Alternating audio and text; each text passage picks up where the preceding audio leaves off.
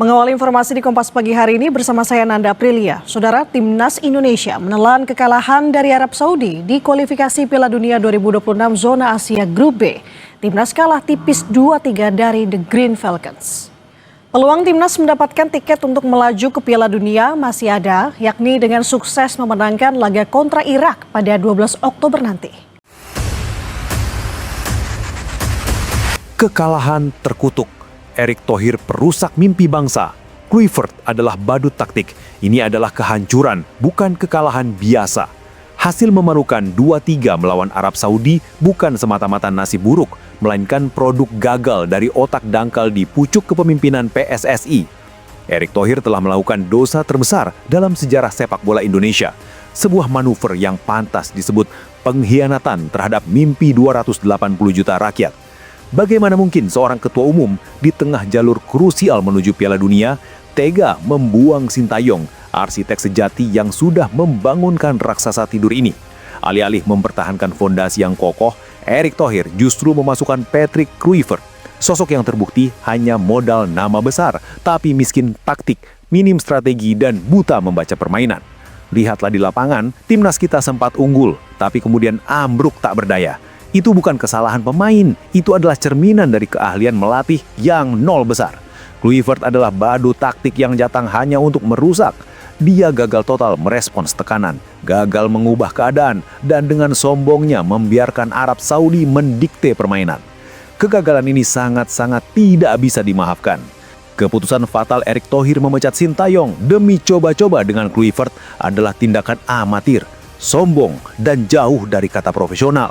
Ia telah mempermainkan harapan seluruh bangsa demi ego pribadinya. Masyarakat Indonesia kini diliputi kemarahan besar yang tidak akan padam. Tuntutan kita hanya satu dan tak terbantahkan. Tidak ada kata lain. Erick Thohir harus mundur dari PSSI. Patrick Kluivert wajib diusir sekarang juga. Mereka berdua adalah simbol dari kegagalan ini dan harus bertanggung jawab penuh atas ambruknya mimpi Indonesia di kualifikasi Piala Dunia. Sebelum kita lanjut ke berita lengkapnya, jangan lupa tekan tombol subscribe, like, dan notifikasi channel Bolcast agar kalian gak ketinggalan berita terbarunya.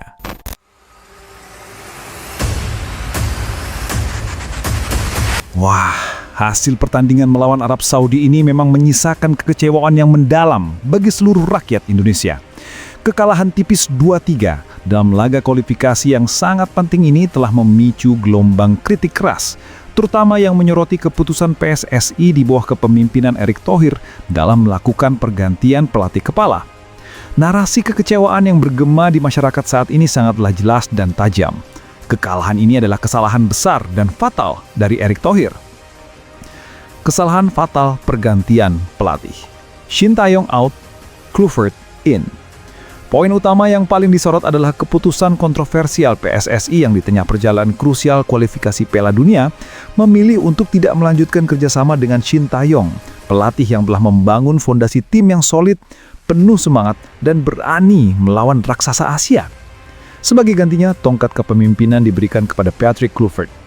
Keputusan memecat Sintayong demi Patrick Kluivert dilihat sebagai blunder terbesar yang dilakukan Erick Thohir sebagai ketua umum PSSI.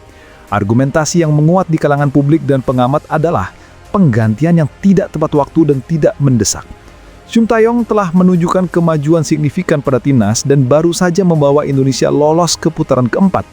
Penggantian pelatih di fase krusial ini dianggap mengganggu momentum dan stabilitas tim.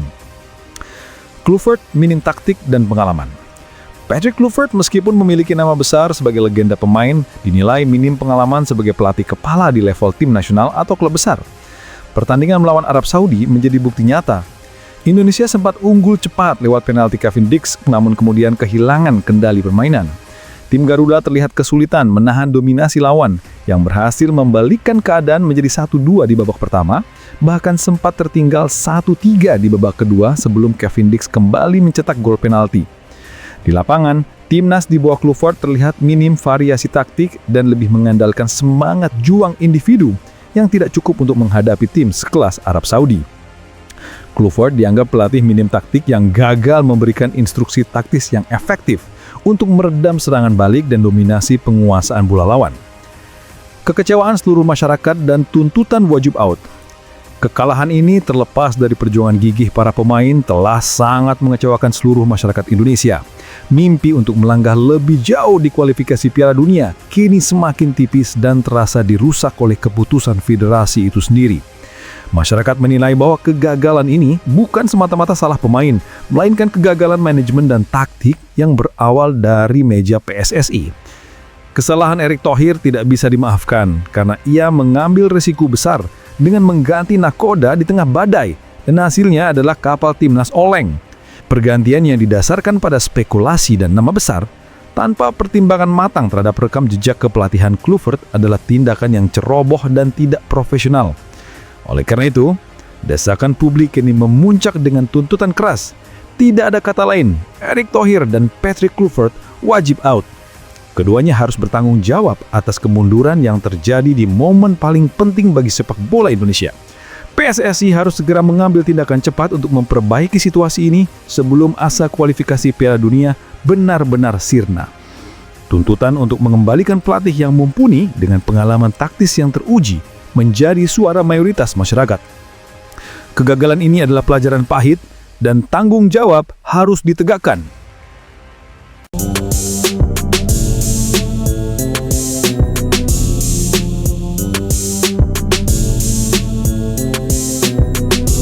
Kabar mengejutkan sempat menghebohkan jagat maya, khususnya kalangan pecinta sepak bola nasional ketika isu kepindahan Sandy Walsh ke Dewa United mencuat ke permukaan.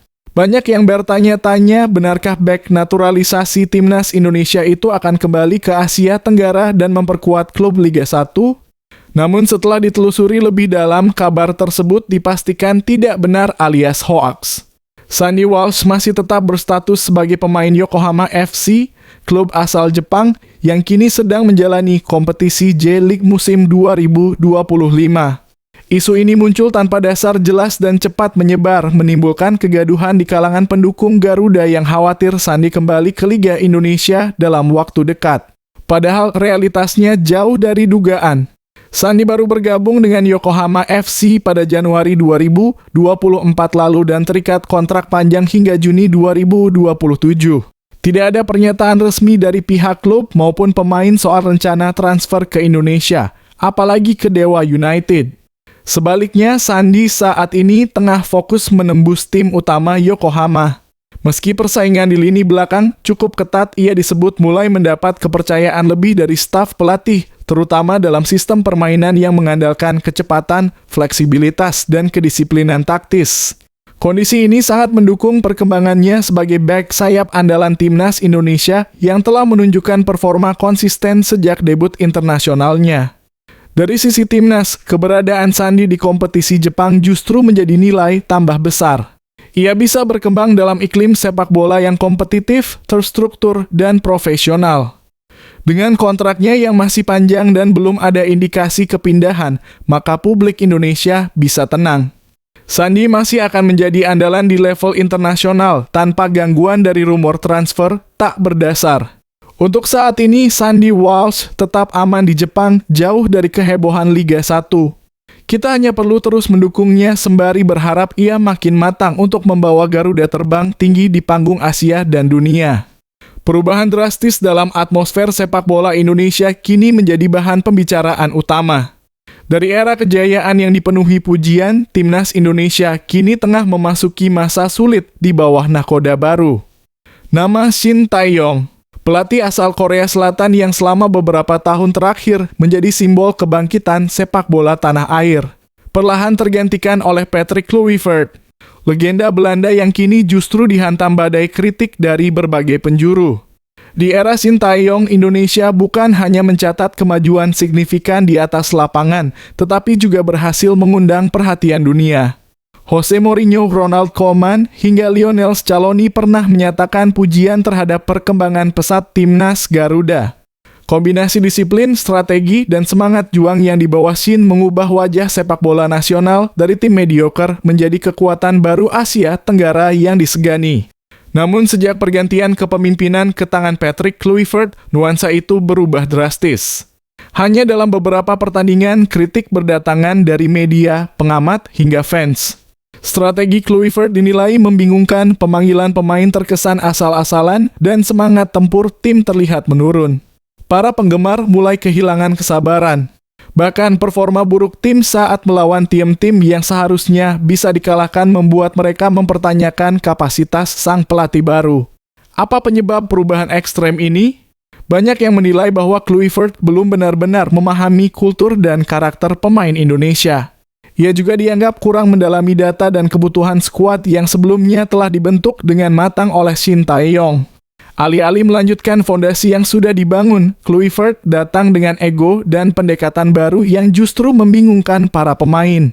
Kini suara publik semakin keras. Bukan hanya mempertanyakan taktik Kluivert, tapi juga keputusan PSSI dalam menunjuknya.